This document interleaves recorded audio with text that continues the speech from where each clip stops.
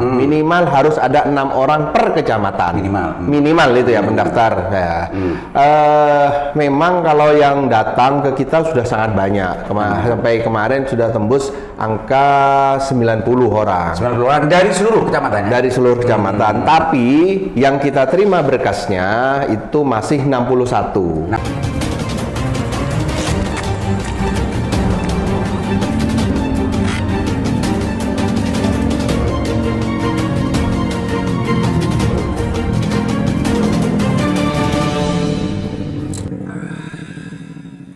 Assalamualaikum warahmatullahi wabarakatuh. Kembali berjumpa dengan saya Lemon Haris di acara Sanasan. Pemirsa, bicara masalah pilkades sudah banyak kita bahas selama ini dan bahkan mendapatkan respon banyak dari masyarakat, sampai audiensi ke Dewan, ke Pemda dan lain sebagainya.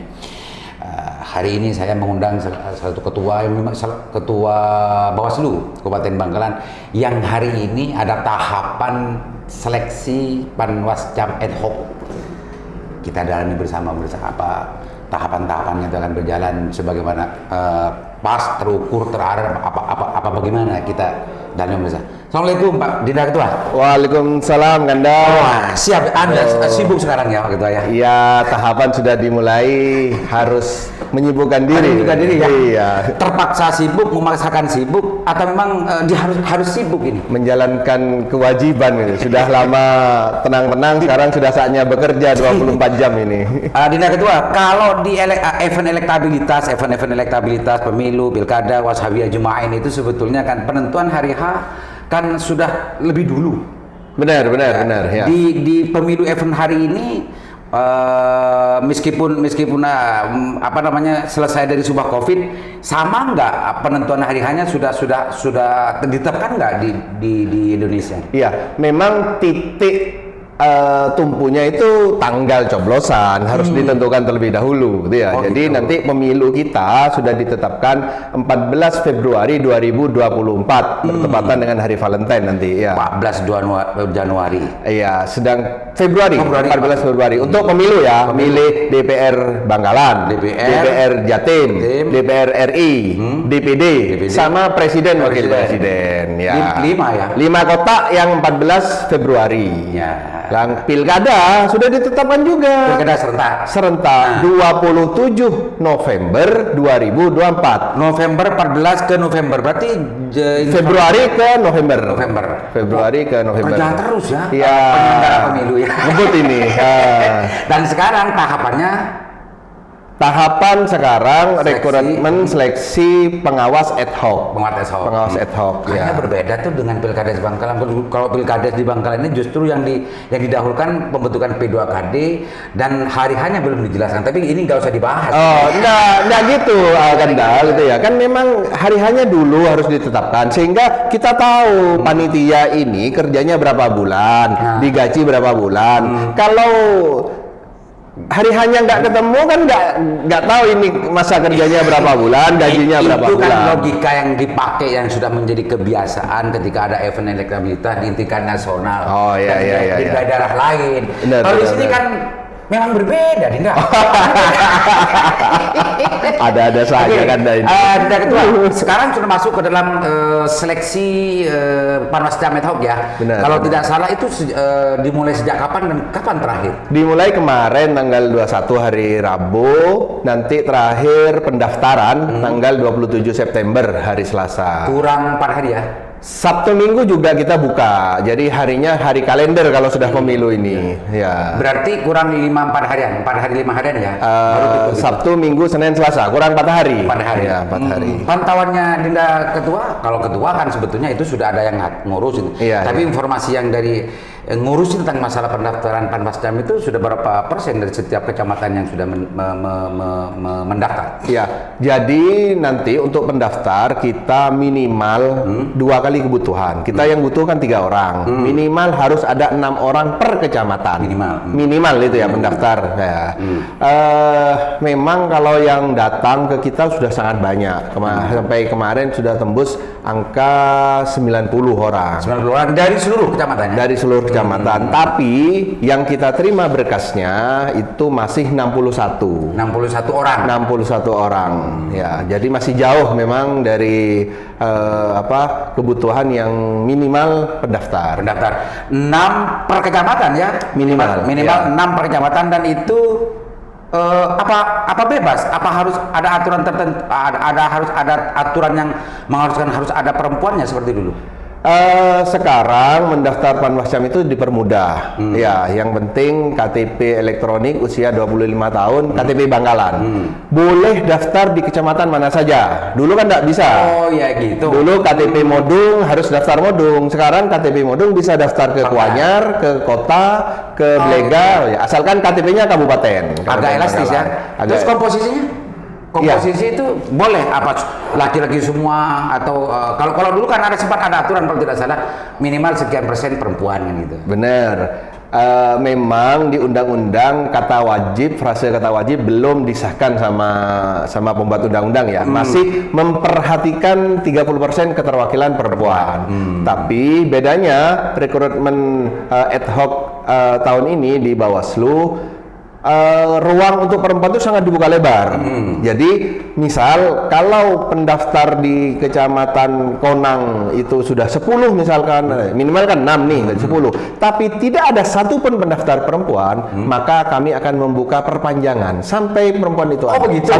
Satu kali perpanjangan, ya 7 hari. Sampai begitu. Artinya kebijakan itu bentuk keseriusan, perhatian serius dari penyelenggara pemilu untuk bagaimana keterwakilan perempuan itu betul-betul ada. Benar. Jadi kita sudah membuka ruang seluas-luasnya bagi para perempuan-perempuan potensial di Bangkalan untuk ayo mendaftar gitu loh. Ini kesempatannya sangat terbuka lebar gitu ya.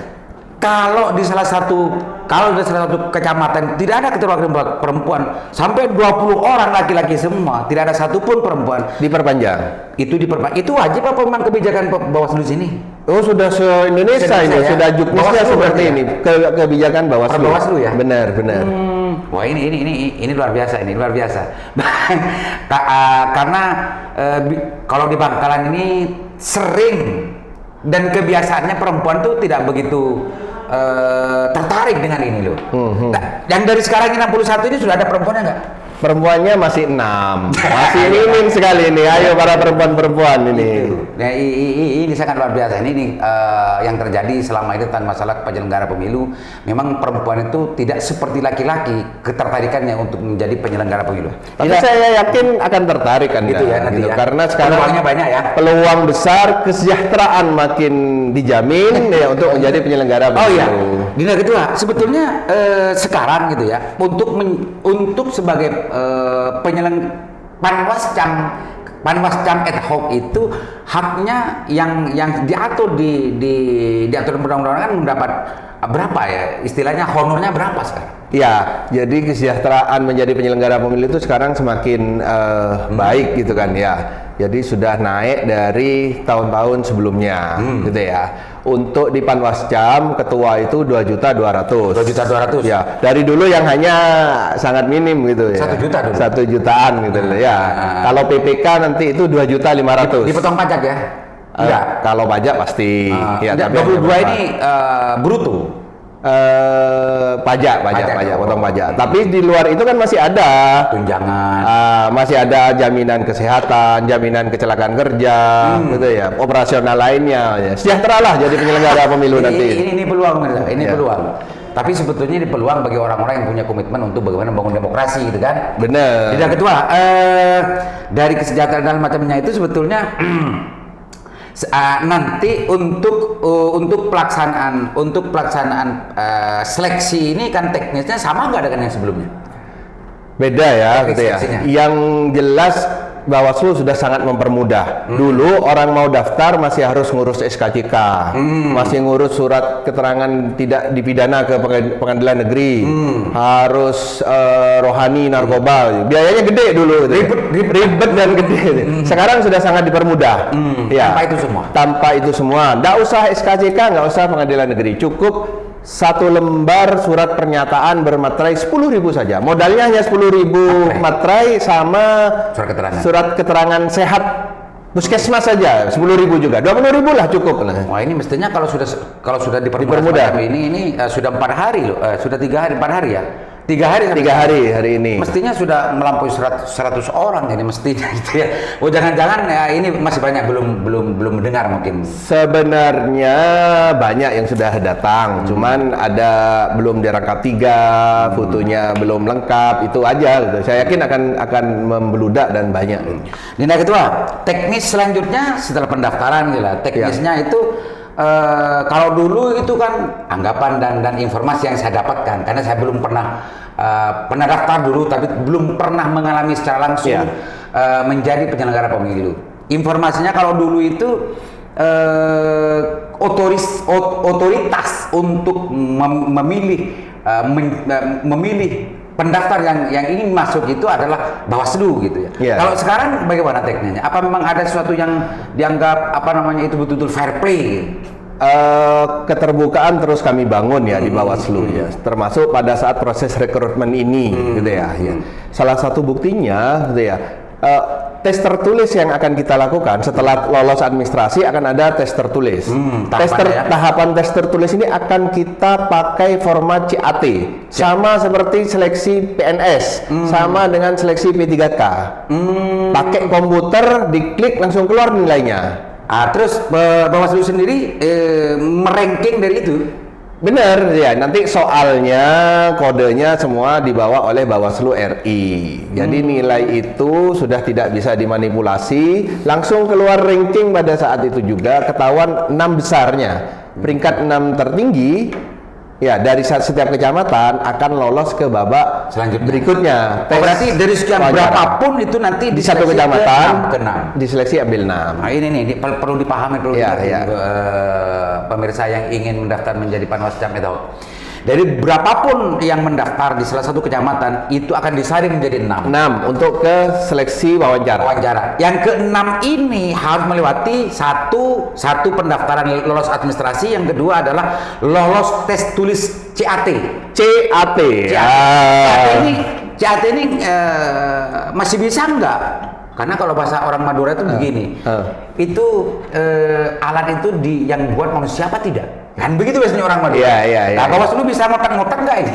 Ya, suatu hal yang sangat mustahil itu. Ya. Kok bisa mustahil sih? Kita buktikan saja ya, kita cari tetangga yang kemarin lolos PNS, yang lolos P3K, apakah mereka nyogok ke mesin atau tidak gitu ya. Karena nilainya langsung ketahuan gitu loh. Ya. Jadi sekarang ini sudah terbuka gitu ya. Sudah fair play ya. Jadi CAT ini justru yang paling fair play seleksi, tidak ada sama sekali otoritas yang anggota Bawaslu andil di situ ya? Nggak ada, itu tergantung kepada kemampuan kita sendiri-sendiri gitu ya. Tergantung pada mesin jati. Ini berat ini berarti. Jadi jangan kaleng-kaleng, jangan hanya sekedar pendaftar, tapi harus betul-betul belajar dan memahami masalah aturan perundang-undangan terkait dengan urusan kepemiluan. Benar. Itu di tahap kedua. Tahap yang ke-6. Yang ke-6 ini kan masuk ke otoritas dan juga indikator seleksi yang dilakukan oleh Bawaslu sendiri kan? Ya, yang ke-6 kita lanjut ke tes wawancara. Ya, ada beberapa item penilaian di sana. Pengetahuan tentang pemiluan, integritas, komitmen untuk bekerja penuh waktu. Ya, karena memang pemilu 2024 ini berat, ya panjang, maka kami memang akan mencari Panwascam yang siap bekerja penuh waktu, gitu ya. Makanya yang punya leadership ya. Benar. Makanya beberapa teman-teman yang memiliki profesi lain, PNS dan lain-lain akan memilih, gitu ya. Sekarang sudah tidak bisa lagi kayak dulu, gitu ya. Rangkap-rangkap, gitu kan. Yang PNS juga bisa jadi. Sekarang nggak boleh. Ini aturan apa kebijakan? Bangkalan saja enggak? Bawaslu se-Indonesia tidak pernah melarang siapapun untuk mendaftar. Kami memanggil semua warga negara untuk mendaftar. Ya, tapi kan ada aturan lembaga lain yang harus kami hormati, yang harus kami hargai, gitu ya. Seperti pendamping desa, Kemendes tidak memperbolehkan. Ya. perangkat desa, ya aturan di Bappenas Pemdes tidak memperbolehkan, ya, termasuk PNS, P3K, ya, THL, ya. Itu nggak boleh juga. Karena PP-nya sudah mengatur jelas kalau mau menjadi komisioner penyelenggara pemilu, PNS itu harus berhenti sementara di PNS-nya. Mbak Dinda Ketua, dulu itu aturan-aturan itu sebetulnya sudah ada. Tapi dulu itu kayaknya kalau saya melihat khususnya di Kabupaten Bangkalan dan di kabupaten yang lain, banyak PNS yang justru menjadi PPK. Benar. PPK dan juga Panwascam gitu ya. Benar. Tidak hanya Panwascam, tapi PPK pun juga banyak yang menjadi anggota penyelenggara negara, penyelenggara pemilu. Nah, ini kok baru ujuk-ujuk sekarang ini, tapi ini sekarang lebih ditekankan dan ditegaskan hari ini ya. Ya, sekarang ini sudah era keterbukaan informasi. Ya, semua orang sudah bisa mengakses. Dulu mungkin kita masih bisa sembunyi-sembunyi. Sekarang siapa yang bisa menjamin gitu ya? Hal ini tidak diketahui gitu ya. Jadi sekarang mau tegas ya, tegas-tegasan berarti Bawaslu ya. Iya, karena resikonya ke kami gitu ya, bisa di DKPP gitu kan, resikonya kepada jabatan. Ya. Kalau melihat teman-teman penyelenggara pemilu kecamatan selama ini apa itu Panwascam atau PPK, banyak PNS loh sebelum ini, banyak PNS dan juga banyak THR. Apa yang dijelaskan oleh Dinda Ketua ini akan menutup ruang itu orang-orang yang masih bisa untuk melakukan mendaftar terhadap Panwascam tidak bisa ini berarti. Tetap bisa, asalkan mereka mau berhenti dari PNS-nya. Mau berhenti dari THL-nya. Tetap bisa, kami tidak melarang loh ya. Ayo gitu kan. Catat ya, ini baru loh. Kalau penyelenggara pemilu sebelumnya itu untuk pemilu yang kemarin, Panwascam dan PPK itu banyak, bahkan bisa dikatakan 30% lebih, atas itu lebih adalah PNS, ada yang guru, ada yang THL, dan wasabi aja main. Tapi hari ini untuk Bawaslu, untuk di PPK nanti saya undang lagi untuk bicara apa sama dengan apa enggak. Tapi untuk di Bawaslu ini sudah tidak ada ruang lagi untuk itu. Ya Pak. Memilih. Harus memilih. Ruangnya memilih. Nanti kalau ada yang sembunyi-sembunyi ini cariin akal itu mau nanti Bawaslu enggak ya? Iya, itu sama saja saya menggantung diri. Gitu. Secara administrasi harus dibuktikan gitu ya. Harus dibuktikan bahwa betul-betul mengundurkan diri dari PNS atau THL-nya. Karena kalau sudah satu kecamatan Dinda Ketua pasti rekam jejak dan bagaimana peran dari orang-orang di situ pasti banyak. Pasti bocor lah, eranya sudah era keterbukaan. Jadi dalam konteks ini Bawaslu ingin tegas ya. Tegas lah. Dalam semua konteks kita tegas lah. Tidak mau main-main ya. Iya. Informasinya ini bukan bukti hukum seperti teman-teman saya yang sedang pengacara yang bicara pengacara sekarang kan bicara bukti hukumnya mana, fakta hukumnya mana.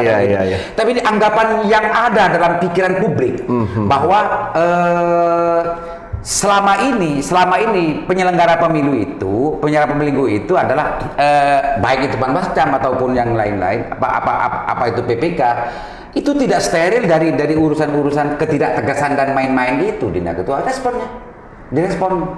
Iya. Jadi 2018 Pilkada, 2019 pemilu, Bawaslu Bangkalan sudah menunjukkan ketegasannya. Ya.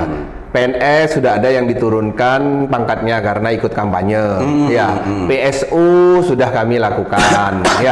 Rekom merubah hasil sudah kami lakukan, gitu kan ya. Maka saatnya 2024 ini ketegasan itu tidak hanya di kabupaten, ketegasan itu harus sampai ke kecamatan, desa, sama PTPS. Oleh sebab itu kami memulai dengan seleksi mencari SDM pengawas ad hoc yang kredibel dan punya kapasitas benar ya, berkapasitas, berkualitas, berintegritas. Makanya kami nggak main-main nih, nggak ada susupan, nggak ada tadi yang katanya melanggar aturan untuk Panwascam kali ini. Tapi ini memang Dinda Ketua, mungkin Dinda Ketua sudah menganalisa dan juga sudah sering melihat, mempertimbangkan dan bagaimana potensi-potensi kritik, potensi-potensi aduan dari masyarakat dengan urusan kenetralitasan dari penyelenggara pemilu itu. Kriteria yang penting untuk dipakai dan juga yang digunakan oleh Bawaslu Bangkalan ini mestinya kan tidak sama karena dengan yang dulu. Karena tantangan dan rintangan ke depan tentang masalah pelaksanaan demokrasi itu tidak sama loh dengan beda benar. Kalau dulu sering banyak orang lo kenceng mempersoalkan. Nah, kalau sekarang ya macam-macam nih. Kayaknya justru banyak yang akan mencari persoalan. Benar. Nah, sedikit diviralkan ini. Ini sudah menjadi kesimpulan nggak di teman Bawaslu dan untuk menanggulangi dan mengantisipasi persoalan yang sudah masuk nggak di situ? Masuk. Ini salah satu peta kerawanan yang kita sudah kita potensikan. Istilahnya peta kerawanan. Peta kerawanan. Ya. Jadi nanti semua orang sudah punya gadget, semua orang bisa memviralkan, semua orang boleh memfoto dan memvideo. Jadi kalau dulu anggapan di TPS itu harus steril, nggak boleh foto video, itu bohong, hoax itu ya. Semua masyarakat boleh nanti.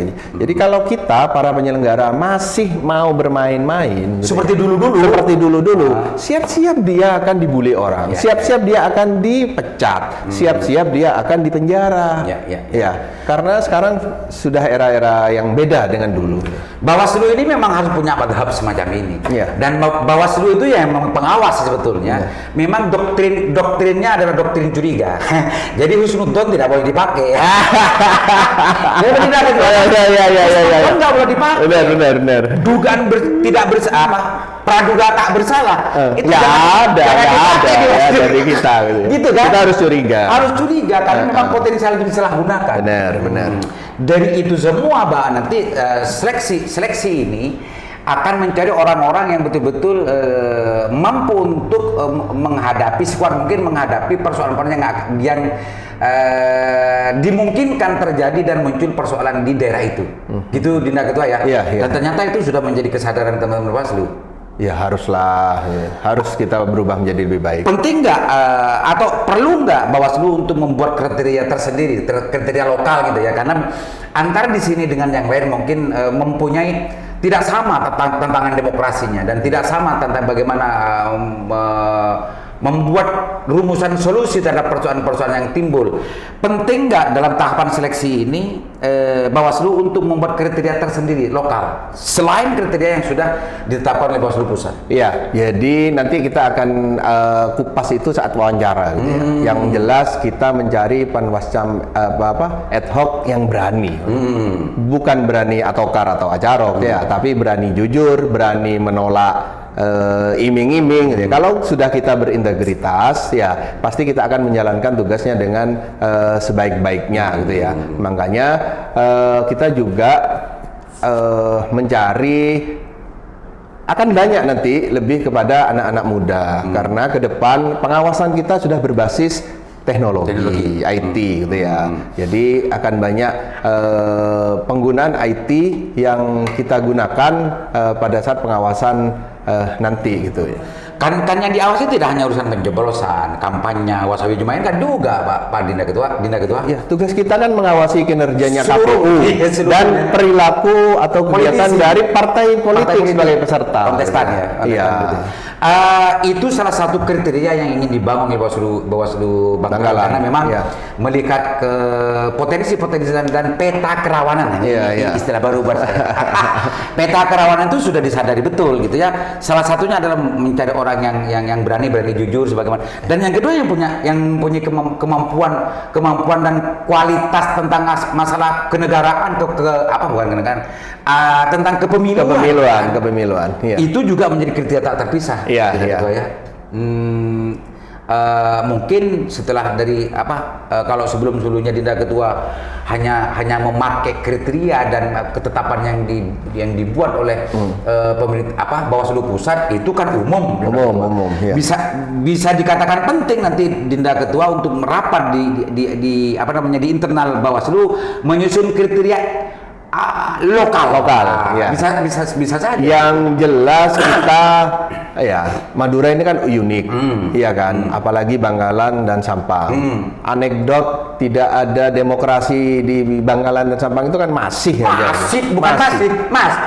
dan masih. Dan kita harus berterima kasih ya kepada akademisi yang sudah meneliti bahwa kekuatan di Madura khususnya Bangkalan dan Sampang ini kan masih kiai dan blater. blatter. Ya. Jadi tentunya penyelenggara ke depan orang yang bisa berkomunikasi secara baik, komunikator berarti dia. Ya, berkomunikasi secara baik untuk bisa menjadi penyambung antara kiai dan blatter itu. Jadi kami akan mencari orang yang paham kebijakan lokalnya, lokal wisdomnya seperti apa gitu kan ya. Adab asornya harus kita jaga gitu kan ya. Dan bisa apa ya gitu ya. Dia yang tahu adat istiadat di lokal lah gitu, karena Madura itu memang beda gitu. Artinya kapasitas yang diperlukan untuk bagaimana bisa masuk ke dalam ke dalam penyelenggara pemilu Panwascam Panwascam ini adalah secara ideal ingin mencari sosok-sosok yang semacam itu. Salah satunya tidak ketua agar peta kerawanan itu tidak betul-betul terwujud rawan gitu. Dinda Ketua. Oke, Dinda Ketua, urusan seleksi sudah teknisnya karena sekarang masih sedang berlanjut ya. Sedang berlangsung hari ini sampai tanggal 27. Siap, sampai 27. Sampai 27. Setelah apa yang mau disampaikan ke publik, Dinda?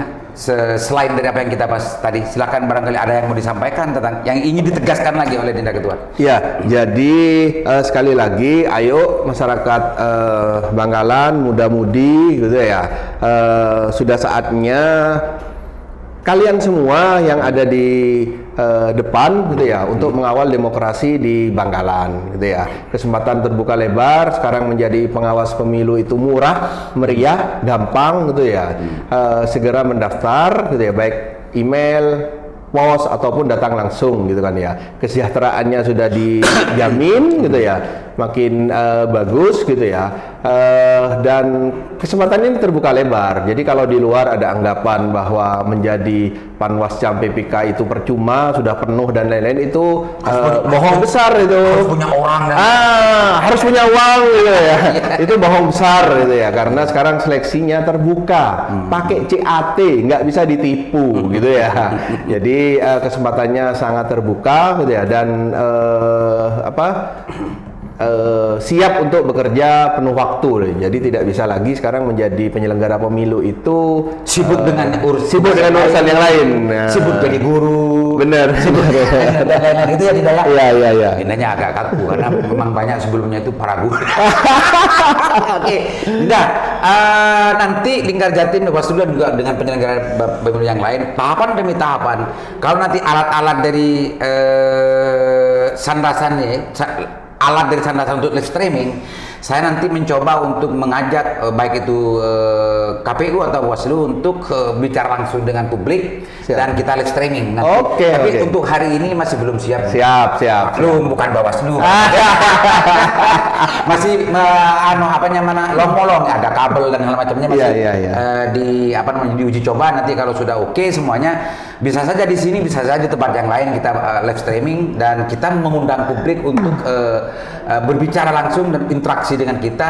Apa yang belum dipahami oleh publik langsung dijawab oleh Bawaslu, dan dijawab oleh penyelenggara yang lain dan yang lain-lain. Biar ini langsung tidak hanya orang elit saja yang ngerti tentang masa demokrasi. Benar. Semua mereka biar lebih mengerti semua. Gitu. Siap, kita kolaborasi ke depannya. Mudah-mudahan bermanfaat. Amin. Dan mudah-mudahan pendaftar Panwascam membludak. Amin. Tidak hanya 61%, dan catatannya perempuan harus ada. Kalau perempuan tidak ada dalam berapapun banyaknya, Bawaslu Bangkalan akan memperpanjang pendaftaran. maka perempuan harus ada ketua perempuan di setiap kecamatan. Setiap kecamatan. Mudah bermanfaat. Assalamualaikum warahmatullahi wabarakatuh.